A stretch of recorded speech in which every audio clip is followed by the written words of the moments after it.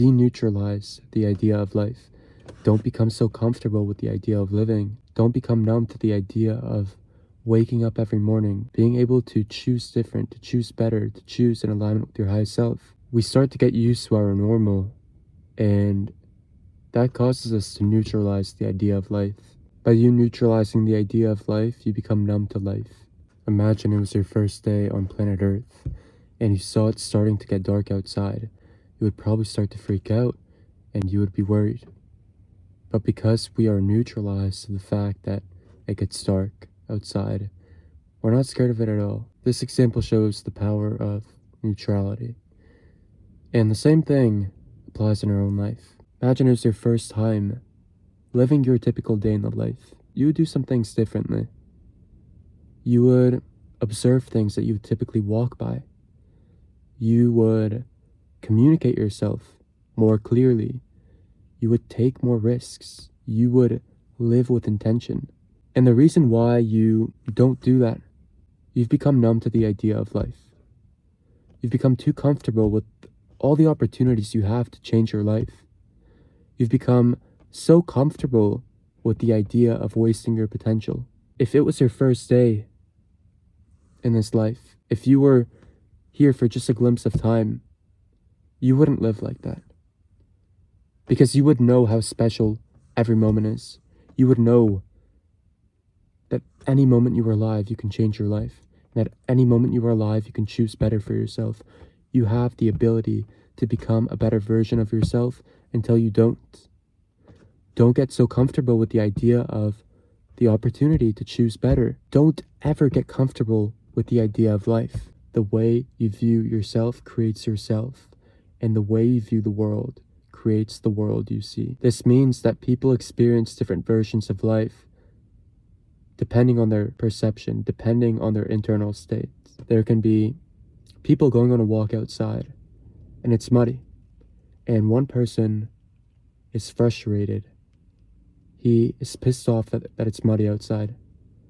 And another person is saying, wow, this mud is beautiful, like this is part of nature. This is part of life. And then another person just walks by and doesn't even really notice it. Now, let's delve deeper into these three people's perceptions and their internal states. Person one, he's frustrated with himself. He's frustrated with his own life. So naturally, he views everything externally from that lens of frustration. And then the person that actually loves the mud and loves nature is content with himself.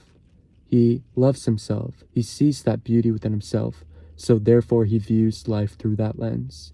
And then there's that other person, the last one, that just walked by the mud and didn't even really notice it.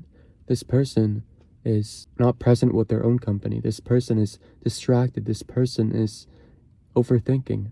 So therefore, they viewed life through that lens. You can only see the beauty in anything externally that you see internally. That's why there can be different people experiencing different versions of life, although they're in the same external reality. It's because of the way they internalize those things and how they project themselves to their perception.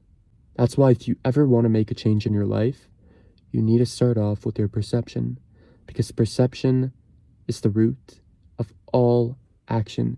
If you start off by action before perception, you're making a big mistake. Because what's the action stemming from, right? Let's trace it down. Action stems from choice. Choice stems from thought. Thought stems from perception, right? If we take it one step further, perception stems from your identity and beliefs.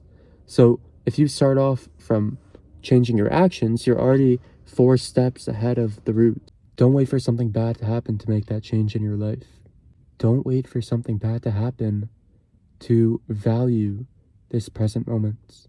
Because if you were to zoom out from your day-to-day life, you would never be so comfortable with the opportunity to choose better for yourself.